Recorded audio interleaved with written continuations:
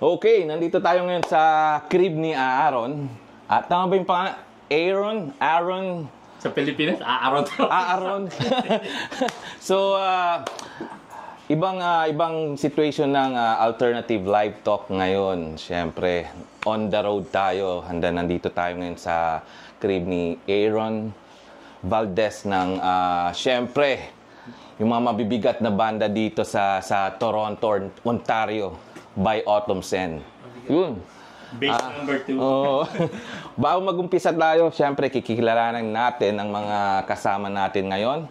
Ako nga pala si Aaron, drums. Dennis bass. Lay on vocals. I'm Renz on guitar. And I'm Lee on guitars too. Oh, wow. Ba't wala kayong mga accent? Oh, where's the accents here? No. May accent. It's okay. Pero siyempre,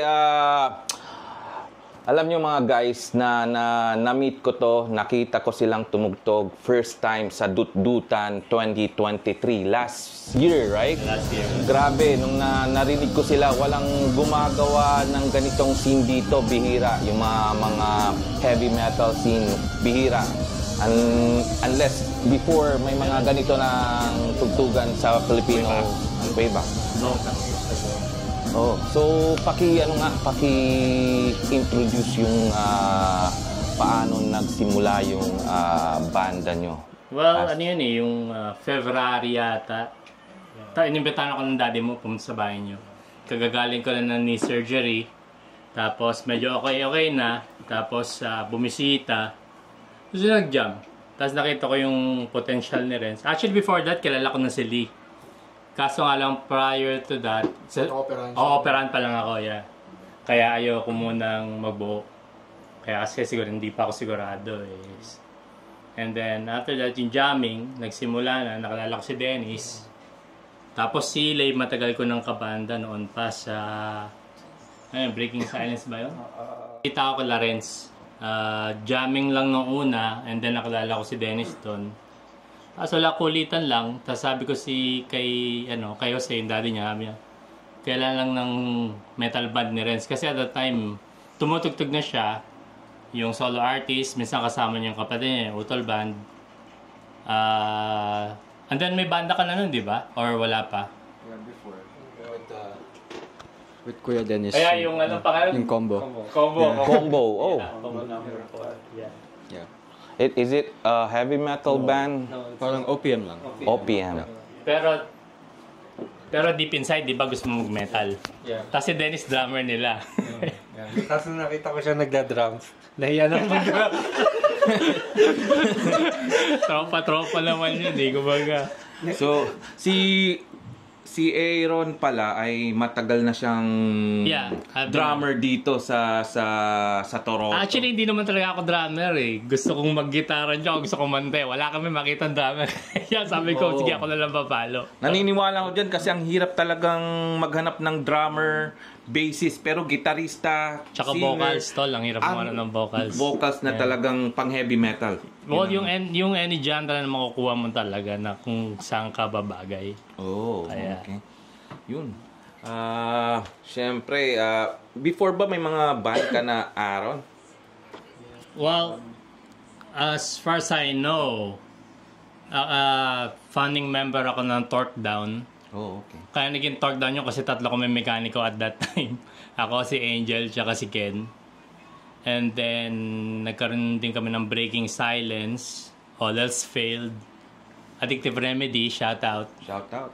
Oh, bagong album ng Oo nga pala, congratulations, man. Beautiful Sabotage. Yeah. And then, ano pa ba yung kaladyoan? Yung A Day of Your Demise. Yun. Marami na, hindi ko na matandaan yung iba. Tapos yung mga early 2007s pa yata, kasi pala naman, Undriven pa. Yun yung unang-unang banda ko talaga dito. Okay. Sila Elgin. Kaya, Yun, si Dennis, paano nag-umpisa siya dito sa Toronto, sa band scene? naligaw. Naligaw lang ako dito. Hindi, tiga Manitoba talaga ako dati. Oh, okay. Yeah. Parang 2021, lumipat ako dito. Tapos yun, nakilala ko si Renz. Then yun, nagbuo kami ng banda. Tapos Introduce Di ba ulit ni Joe. kayo? Aha. Si Joe, daddy Ang ni... hindi, ang nag-introduce sa amin kay Renz is si Sir Ron. Ron... Ano? I forget. Okay. Yun, tapos- Yung nagpo-produce din ba dito? Oh, yeah, yun. Oh, no, sorry. Ron Colonista. Yeah, daw. Okay, Ron Colonista. Tapos yun. Nagdire-diretso na, tapos nakilala ko si Aaron. Yan. Tapos, Minessage ko. pinasig kita, sakto. Gusto ko na din si Aaron. Sabi ko, kahit saan naman ako. Tapos, sakto. Gusto niya pala magtayo ng banda. Sabi ko siya, sige, may message ko si Renz. Sakto, nag-okay si Renz sa metal. Yun. Nagdire-diretso na. Pero bass talagang gusto mong gamiting instrument or I think you have another instrument Nag-adjust lang talaga ako. Oh, okay. Yeah. Anong original instrument na hinahawakan mo? Drums. Drums. Nagdadrums ako. Okay. Nagdadrums. Pero di nyo akalain si Dennis, mayroon siyang drummer na bunso, parang kapatid niya yung anak niya, right? Yeah. Pero dati ako maskulado sa Pilipinas. yun ang ano natin yung yun ang pinaka ano natin dito, exciting na ano. Yun dito nyo lang nalaman, dating maskulado To be honest, my brother, member siya ng maskulado. Oh, okay, yung anong kanta nun? Jambuhat. Okay, nice meeting you, Dennis. Si Lay naman, si Lay. Paano nag-umpisa sa band? Nag-umpisa, may banda talaga ako sa Pilipinas, metalcore din. Tapos nung pumunta akong Canada, na-meet ko sila Aaron, yung nagbuo kami. SGLP muna. No, well, nag-SGLP muna. Ano yung sabihin ng SGLP? Explain mo. SGLP, kilalang-kilala yung warehouse, no? Yung sa warehouse. nandun ka Ano pala. ibig sabihin? Uy, kilala mo ako noon? Nakilala mo na ako? Nakikita na kita doon. Ano Patay bang tayo meaning dyan. ng SGLP? Samahan Samahan ng lalaking gwapong pikutin. Samahan ng gwapong lalaking pikutin or whatever. Yeah, nagbanda ako doon, kami, metal rock. Tapos nung medyo nag-settle down, nagbuo kami nila Aaron ng All Else Failed. Yeah. Kasama namin si BJ, si Ken. Tapos si Richard nun. Yeah. So matagal na kaming magkakilala, 12 years ago nung Yeah. kakarating ko lang ng Canada. Tapos pahinga din. Eto na naman po kami. Rock and roll. Ayun, So, tapos it was when? Kailan yung ano na yun? Yung... matagal na, 12 years ago pa 12 ata. years ago, Kasi wow. 14 years na ako dito. Pag a year or 2 years ako dito, nagbanda na ako Yeah. ng metal. Yeah. Dibil-dibil. Dibil na ako. Dibil. Yeah, tapos ayun, pinakilala niya ako. Dinala niya ako kay Kuya Joe ng Canada Day Yeah, yung last first jam. year. Canada First Day. jam. Yeah, Tapos nag-jam kami ni Renz tsaka ni Dennis. Wala sa pa si backyard Lino. nila, wala pa sila. Ayun. Nambababae pa sila nun hindi siya makasili. Swak naman yung jam nila. Tapos ayun, kompleto na sila nun eh. Actually, nag-jam kami nun parang few weeks before, di ba? Yeah, wala naman yung... Parang second week ng June, nag-jam kami. Yun yung pinakaunang jam naming apat. Yeah. Which is nice kasi nag-click din agad. Naglalakad lang ako sa labas, tinawag lang ako, "Tutok ka dito." Ganun lang yun. sang Nagbebenta lang siya. Nagbebenta lang ako, dala-dala lang yung balot dun sa labas. Boy, pasok ka dito, boy. Mama na ako eh. Pero yan. Nagbabalot pero may gitara sa likod. Ready. Hindi, nagbabanda rin ako dati, pero ang tagal ko natigil since nag-move ako dito for, I think, 9 years. So, nung nakilala ko to, pinakilala sa akin to nung si Aaron ng Common friend ka-work na. ko, Yeah. common friend na. Okay. Minessage ko na agad. Akala ko nga hindi na mag-message to kasi ang tagal. Oo. Ang tagal namin nag-usap ulit, di ba? Like, at least more than 6 months. Then, nag-message siya, nagbuo kami. Then June, practice. Sumali to, nagsimula kami talaga. Basically, nagsimula Tapos sa tayo. July. Papasok na ng June, July, August. Complete. August tayo nagsimula ng dire-diretso kasi September dodan. Right? Pero muntik na kami mawala ng pag-asa. Yun, pag-uusapan natin yan. Yung dut-dutan na yan. Kung paano nabuo at naging successful yung introduction ng By Autumn Sen. So, yun, si Renz naman. Kikilalanin natin si Renz. Oo, si Bunso. Sa mga hindi nakakilala kay Renz, batang-bata pa yan. Sobrang galing, malupit. Malupit ang galamay, kumbaga. So, yun. So, Magaling siya mag-finger. Pwede rin. Marami nang lalapit sa'yo, Renz. Di namin kasalanan yan, ha? Okay. So, yun. So, how did you start your, at least, at a young age, right? Opo, I started guitar when I was around 9 years old. Oh. Yeah, my dad gave me yung Guitar Hero na game. Okay. And so I played that for a long time, and he was like, "Oh, you're so good at this. I'll get you real guitar." So he bought me this game called Rocksmith, and I would just follow the real guitar through the video game, and that's how I got good. I didn't really go to like yung mga guitar lessons. I just kind of It's just self-taught. self-taught by myself. Yeah. Through YouTube and stuff. Filipino DNA yan. Oh, wow. Yun. Oh, basta Filipino. Filipino DNA. Talentado talaga mga Filipino. So, ano yung unang song na sepra mo bilang guitarist? Enter Naalala mo Sandman. pa ba? Yeah, Enter Sandman. Wow! High school kami, hirap na kami sa Metallica. Ay, drums hindi ko pa. Ngayon. How old? Yung I think time na yun? I was around mga 10. 10 years old, man. yeah. Wow. Wow, that's good. Galing ni Renz. And then yun, I think your dad, one of the most supportive na tatay yan, si Joe. Kasi even your kapatid na utol na si Lance, right? Siyempre, lagi ko silang namimiss pero nakikita ko sila even sa last year extravaganza. I think you were there. That's the time I met your dad doon. Kasi tuwang-tuwa, nakakatuwa yung hindi ko na i-elaborate, pero ang ganda ng kwentuhan namin, tawanan, then naghahanap talaga ng banda yung tatay ni Renz para makasama sila kasi at least sa pagtsatsaga siguro at supportive talaga yung tatay niya, kaya nandito yung buong banda members ngayon. At syempre humahataw na sila sa buong Toronto scene. Montreal, natuloy or mga ibang locations? Napilitan kami mag-cancel doon kasi nga sa underage yung bunso namin eh. Kumbaga, nung una, okay sana yung venue. I think mas maganda yata yung kanalabasan ng mga taong pupunta. So, kumuha sila ng mas malaking bar. Unfortunately, yung bar, walang under 19 plus. Masyadong strict. So, Yeah. Okay. Pero kami sa mom, nagawa ng paraan, tinago namin. Shoutout dyan para sa mom. Sikreto yun, sikreto. Next time, Renz, bibilan ka namin ng mask, okay? Yung talagang full mask. Hindi yung lang, alam mo yung magmamelt siya sa kortina. Tawa niyo siya sa likod. Camouflage. Oo, camouflage. Yun, si Lee naman, paano siya nag-umpisa sa, siyempre, pagiging musikero?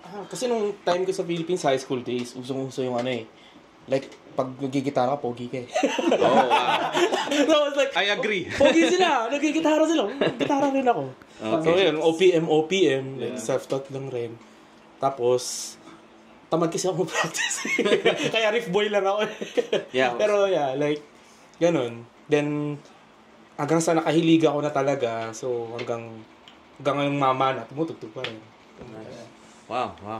Salamat pala kay Kuya Bipoy kasi sa akin or sa amin, dream lang namin yung makatugtog ng Liz Palace. It's a big event venue na tumutugtog yung mga sikat na banda doon. Then sabi niya, gusto niyong tumugtog. So parang thankful kami sa kanya na Yeah. nagawa namin yung gig na yun doon dahil sa kanya. It was a dream come true. Tapos, nung pangalawa, in-invite niya rin kami ng Sneaky Diss. Dream din namin yung mag-play sa Sneaky Diss kasi sikat siya sa downtown Toronto na mga nagpe-play yung mga emo, screamo ba. Tsaka maganda yung sound tech. We had fun. Ang ganda ng tunog namin. Meron bang napeke doon? Isa na ako doon. Grabe yun, grabe. Kung nandun yung parokya, kakantakan, this guy is in love with you, pare. Pero isa sa pinakamagaling na soundtrack yun. Yeah, ang galing ng soundtrack. Sobrang I agree. ganda ng tunog. Ang ganda ng, Ganda ng tunog namin. Hindi namin pinagkukumpara yung both. Yeah. Pero Sneaky Diss Yeah. gave at least the best sounds na gusto ko. At surprise yan soon. But Sneaky Diss, hometown ng mga independent Yeah. bands dito later on. So, Tsaka ba yung feeling niya pag nandun ka sa loob, man? Talagang yes. rustic siya. It's angsty place para sa mga kahit na sinong independent. Para siyang sagiho ng Pilipinas. Yeah. Sa Giho? Yeah.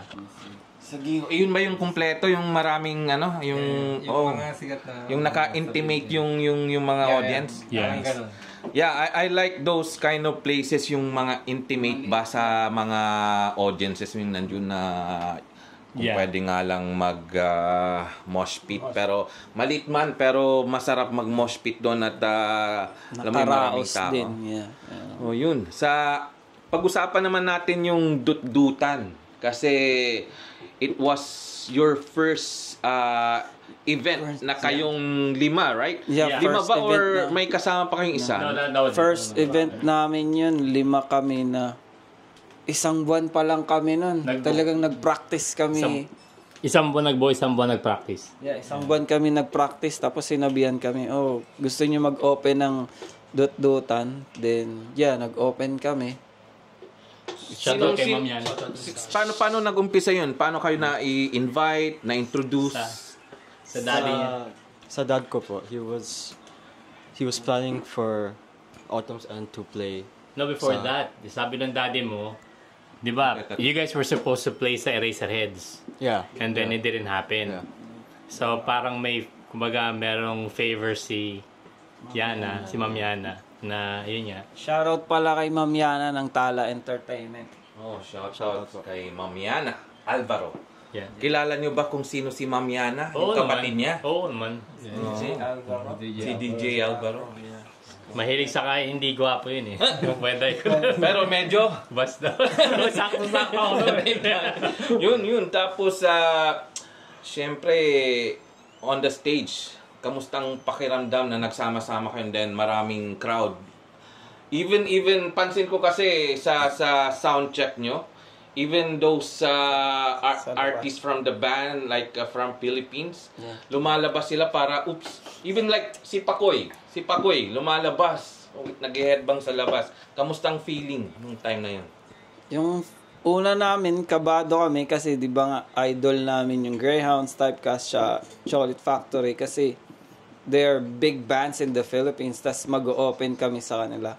Then, we gave our best na wala kaming inisip na kahit maraming tao. Tapos natuwa kami na nung tumugtog na kami, nakinig sila sa amin. Tapos, yun, nag-headbang sila. Lalo na si Kuya Odds. Talagang, yun yung nagbigay sa amin ng, ginanahan kami. Nagbigay sa amin ng power na, screw it, let's do it more. Bigay todo na natin, right? At saka ano yun, very unexpected. Pa sinabi ko naman sa kanila noong una eh. Sabi ko, no pressure man kasi nag-practice naman tayo. At the same time, kumbaga, we did our part. Problema pa ako. Pero ano niya, under the table. Yung paus na ako nun. Oo. Yeah. Nung araw na yun, natakot ako kasi tinext ko si Aaron ng umaga ng dut-dutan. Sabi ko parang magka-cancel tayo kasi paus talaga ako eh. Sabi ng asawa ko, kinabahan siya. Sabi niya, paano ako kakanta? As in talagang paus ako. So, di ko alam. Pag may hawak ako na mic, bigla na lang lumalabas. kahit itong mga to, na-amaze minsan pag kumakanta ako eh. Kahit ako, na-amaze ako na, paano ko nagawa yun pag may mic? Pero pagka wala akong mic, hindi ko siya nagagawa ng ibang boses ko. Pero yung tuning mo, tol, sobrang galing kasi from lower Low to pitch high. to higher Yun pitch. yung nakokontrol ko siya ng low to high. Kaya Bihira yung may ganun eh. Yeah. Lalo na nag-scream ka pa, screech ka, yeah. nag-growl ka pa, mahirap yun eh. Yeah. Oo. Practice Ano yun lang. palabas or paloob? Paloob yung low ko tsaka high. Pero meron akong high na palabas din. So, Hirap nung nun. pinapractice ko yung low ko na palabas, sabi kasi, back on the days, hindi accepted ng mga tao yung paloob na kanta kasi pangit daw, hinihigop mo yung ano. Kasi ako nag-practice ako nun, swimming. So talagang hino-hold ko yung breath ko, sisisi daw, hold ko yung breath ko. Tapos kinakain ko yung hangin paloob. Kaya yun yung practice lang. I've been screaming for like, or singing like 10 to 15 years. Like Regine Velasquez. Yeah, pag nagja-jam kami, nagugulat sila. Bigla akong kumakanta ng love song. Eh. No, definitely mahirap yung ginagawa Yeah, mong mahirap ganon siya. na scream. Kasi depende naman yung growl mo na paloob eh. As long as it will sound it perfectly, Yeah. okay na yun eh. So yun. Wala akong masasabi sa part mo na vocalization mo sa growl and then So, practice Pero, makes oo. perfect. Yeah, totoo. Tsaka Galing. si Aaron din, na-aksidente siya. Oh, He isa worked rin hard. to si Aaron na before na bumalik sa pagda-drums, may na-aksidente ka or Hindi, yung Hindi naman therapy, aksidente. Parang kasi, noon pa, about 23 years ago, napunit yung ACL ko, yung nag-rupture talaga sa basketball. Tapos ang sabi sa akin ng doktor, sprain. Hindi naman daw ruptured ACL. So, na-misdiagnose ako. So, parang binaliwala ko lang na nakapalo pa naman ako. Pero, siguro mga 4 years ago, dumating sa punto na hindi na ako makasquat, hindi na ako makakayat ng hagdanan. Naglalak yung tuhod ko, men. Yun yung na-meet ko si Lee, tsaka sila. Pero nag-decide ako magpa-surgery muna. Oh, Pinay. before talaga Bago nag-full time ako ka ulit bumalik, yeah. mag-drums. Bago ako bumalik sa pagdadrums talaga. Kasi hindi na rin ako makapalo naman lalo na yung dominant leg ko pa yung kanan. So, And then, hindi lang isang paalang ginagamit mo, nagdo-double pedal Yeah. ka pa. So, Nagiging tatlo yung paa niya pag nagda-drum siya eh. kala ko octopus nga si ang dami niyang pati ba naman ikaw, si Rancel, yun octopus. Octopus? daming daming drum bass yung tunog. So, yun, kamusta naman ang mga influences ng banda? Kaya naging ganito yung kamusta ang influences? Sino ang mga influences natin? Pwede namang isa-isa tayong sabihin, walang problema. Common natin. Ang talagang pinagbabasihan namin ng sound namin, yung parang Valley of Chrome, yung parang naging signature sound ng banda, Valley of Chrome, Trivium. Gusto namin yung may melody, may sigaw, pero meron pa ring may kwento, may kanta, maririnig. Hindi lang yung puro sigaw na solid. Gusto namin yung may harmony, may guitars, hiwa-hiwalay. Kaya ito. Seven Dust pa pala. Seven Dust, wow. Heavy talaga yung mga... Influence mo. Pero on other side naman, ano ang mga magugulat yung mga tao? Aside from heavy metal, may mga ibang genre kayong gusto? Ako, nakikinig ako ng Celine Dion. Celine Oo, Dion. man. Ako narinig ako ng BTS. BTS. Kaya pala yung mixer so Korean. Misis ko yun. Yung mga may marunong din clean voice. Ano ba yun? Nakalimutan ko yung... Basta mga love song din. Nakikinig ako ng love song para ma-reach ko yung high note na magaling kumanta. Kasi si Aaron talagang pinipilit kami na di ka marunong kumanta, kailangan mong kumanta. Talagang as in, ma-stretch mo yung kapakanan mo. Yeah. Ng pagkanta? Ako halos lahat pinaparinig ko lahat ng genre. Nice. Actually, yung anak mo nakakatawa. Solid. Yeah. Valley of Chrome. Wala talaga siyang Wala siyang ibang gustong value of Valley of lang. Chrome. Si Kaden. So when I was starting sa guitar, I was mainly listening to only metal songs, right? And then as I grew older, my dad told me to listen to other types of musical genres too. So as a guitar player, I said to myself, "Oh, I need to listen to this stuff to become better." So I started slowly listen to mga blues and jazz. Cause yeah. Ah. Okay, yeah. Because you have your band with your brother, right? Opo. So, ang mga tinutugtog nyo doon ay mga alternative OPMs, right? Yung maganda talaga yung matutunan mo lahat ng instruments at kahit anong genre. Kasi at the end of the day naman, pag ito yung gusto mong genre, magiging ano ka sa tunog. If you're doing your own song, mas magiging makaka-adjust ka, magiging creative ka. Kahit sa anong tunog, mailalapat mo siya sa kahit anong genre naman yung gusto mo at the end of the day. So, yun.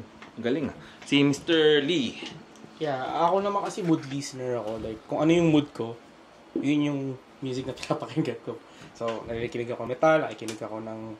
Pero mostly rock. Rock. Yeah, like, lumaki kasi ako ng slow rock yung pinapatugtog ng tatay ko. Oh, like, Tapos, prog rock, mga ganyan. Then, nahilig ako sa metal nung high school, yung mga typecast, emo.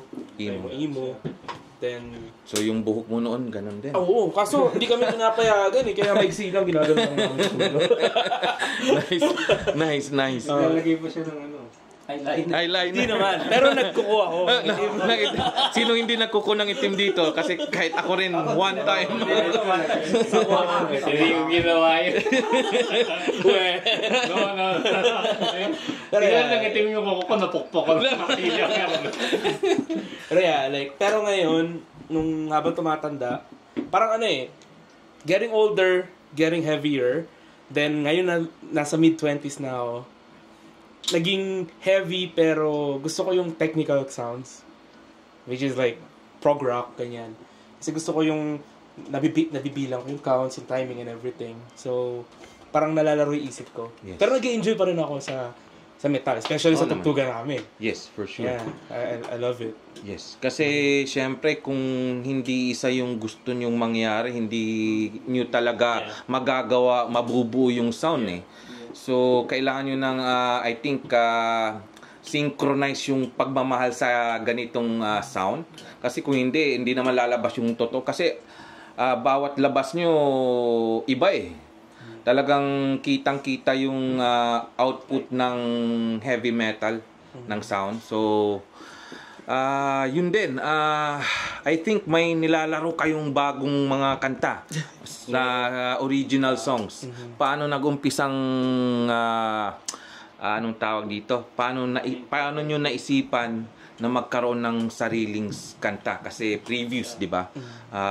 Cover songs, pero yun, to the point na gawa na tayo ng sarili natin. Actually, nagsisimula pa lang kami, piniplano eh. Like, gagawa lang kami ng pondo na para makatugtog na kami. Then, gagawa kami yung original. Eh, ang nangyari, nagkasunod-sunod yung gigs. Oh. So, parang na-delay yung original namin. Kaya ngayon, medyo nagpo-focus na kami doon. Yeah. Kasi meron na kaming bondo eh. Saka mas nakaka-enjoy kasi talaga pag sarili mong music. Yes. First time natin play na yung original sa... Oh yeah, sa... Yung first time namin pinlay yung original song namin sa Liz Palace. Wow, yun Kaya, na. yun. It's an honor na matugtog nyo yung It was a pinakaunang good song nyo. experience. So, nakatugtog kami doon. Oo. Lahat tayo, for sure. Friends and, alam mo yun, mga banda rin na nanonood. Like, ang sarap sa pakiramdam nakatugtog kami na inantay kami kahit dulon-dulo na kami ng set. Yes, Yeah. totoo yun. Ang sarap sa feeling na may mga nanood pa rin. Ang sarap sa pakiramdam most of the time kung ikaw yung headliner ng band. And then, even maraming bands na tumugtog, andun pa rin lahat eh. Yeah, I think naghintay walang sila. umalis yata ka. Hindi, kung may umalis man, isa o dalawa lang, mga ganon. Pero andun, naghintay at pinatapos yung buong show. So maraming salamat sa mga nanood at nakijump sa amin last time na February ng album launch ng Wham. Hoping next time ng Volume 3 kasama na yung Autumn's End dito. So abangan natin 'yan.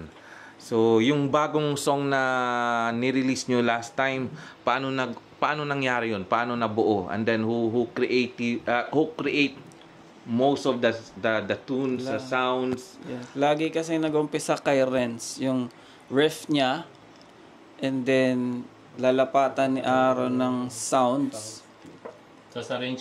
Tapos arrangement, susunod siya. Tapos susulat ako ng lyrics. Tapos guitar melody na salitan sila. Tapos tinutulungan ako nili ng lyrics arrangements. Group effort talaga siya, hindi lang, gumawa ka ng kanta, say lang yan. Talagang may ginagawa kami ng lahat para tulungan. So maganda naman yung kinalabasan ng first. Yeah. At yung mga susunod, mas maganda pa. Sana. Sabi ko nga kay Renz, tol, maximum ko 190 190 beat per minute. Tapos binigay sa akin 190. 195? 190 beats per minute. Yung sa click track yun. Kasi yun yung pinaka maximum ko sa drums, yung sa paa, kumbaga. Yung mga drummer, maintindihan nila yun eh. Yes. Tapos 190 nga binigay sa akin. Talagang pinapatay. Paano yung ano niya nun? Ganun ba? Tak, 190.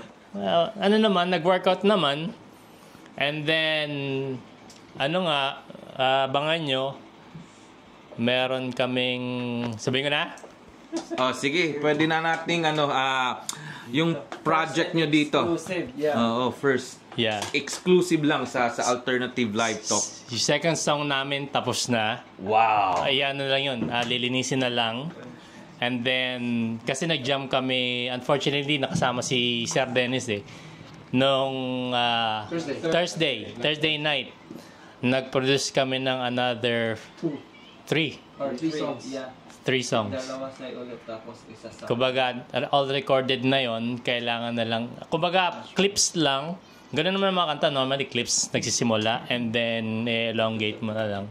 So, hopefully by may kompleto na original 5 songs. Wow. So, we'll see. So, you're planning to release it like soon? Yes. Hopefully it's either mga 2, 3, kung di man 5. Studio release ba to or kanya-kanyang dito kayo sa crib ni Aaron?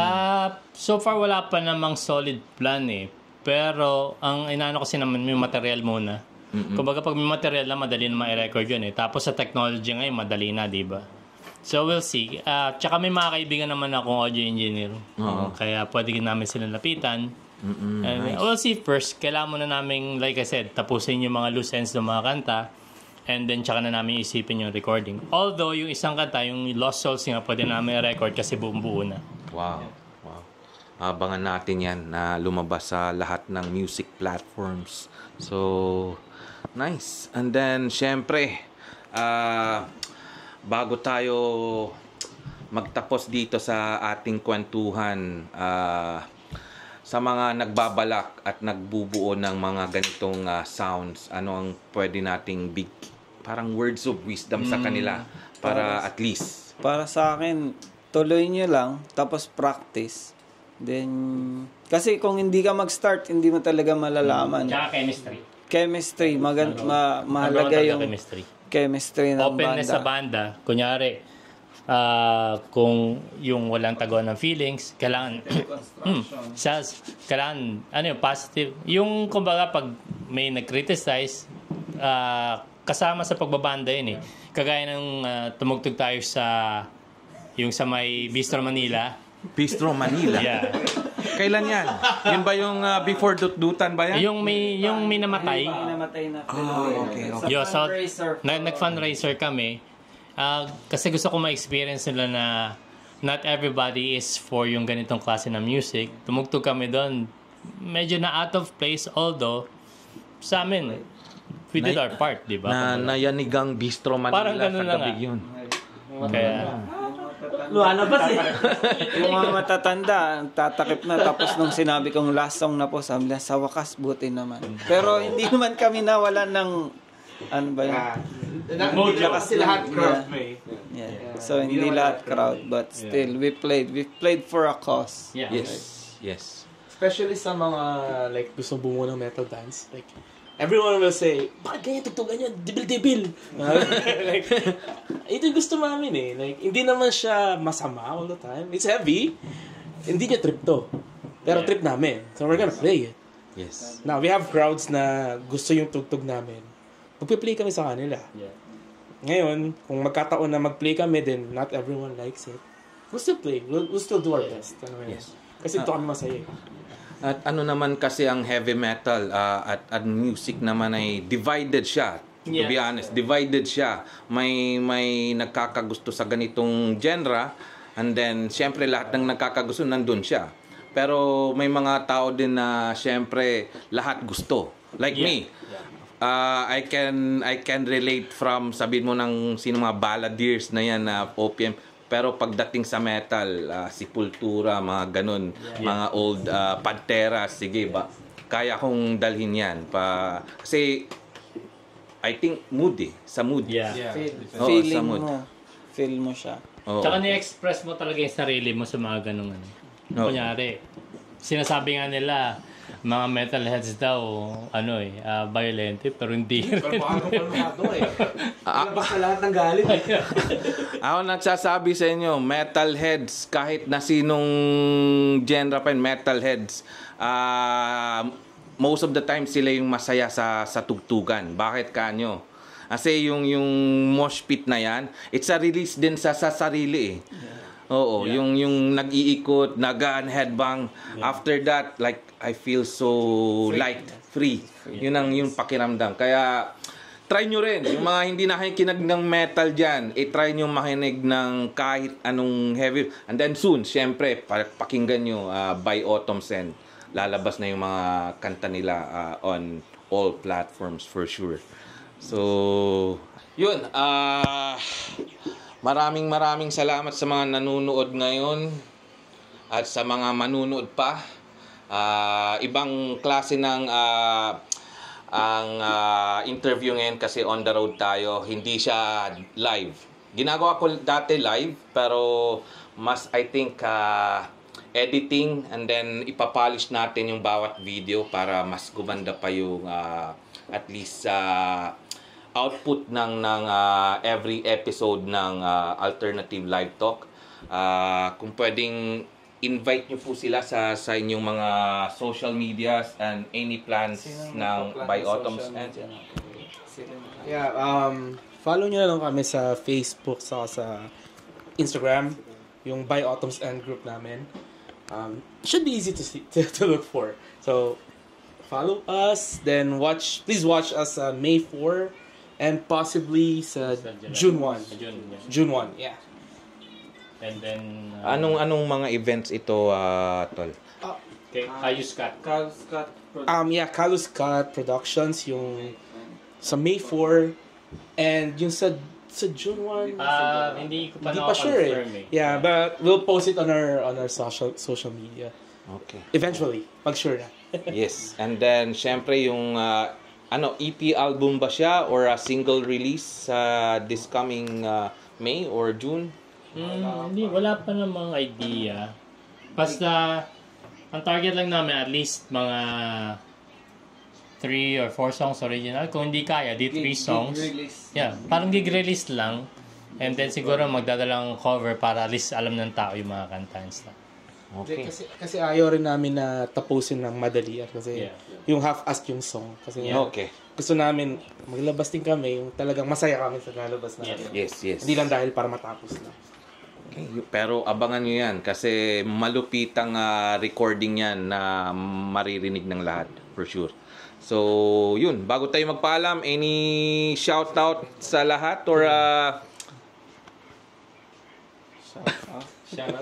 Shout out sa family ko. Hello vlog, welcome to my guys. Parang naririnig ko yan sa Shout out to my dad. Thank you for supporting me and my brother Lance. Thank you. Love you. Yan. Love you, Dad. Wow! Abangan nyo to kasi syempre i-edit ko to anytime soon and then lalabas to anytime soon for sure sa April na. At April, hindi April 1 kasi biro lang yun. April Fools. Shoutout to Yana. Baka may do. Yeah, sa Yeah. Kala, Oo. thanks for the opportunity. Kaluskat. And Yes. sa WAM, of course. Sa lahat ng production. Yung sa Sarkas Production. Sarkas. Sarkas, Yeah. Kaluskat. And shoutout kay Sir Kaloy. Salamat sa Salamat sa Oo. position sponsor, Kaloy. Nice, nice. Si Sir Kaloy ba ay isang membro ng... legit member ng Valley of Crown si Sir Kaloy. Dati Yun. pinapanood lang namin sa video. Ngayon, nakadyan na namin sa... Oo. Kaya salamat, Sir Kaloy. Oo. So, abangan nyo po ito. Lalabas po ito soon. This coming April. Para syempre yung mga promotions nila lalabas at kakalat. At syempre, supportan po natin ang By Autumn Scent. At nagtatapos po ang ating Alternative Live Talk. Have a good night. Yo.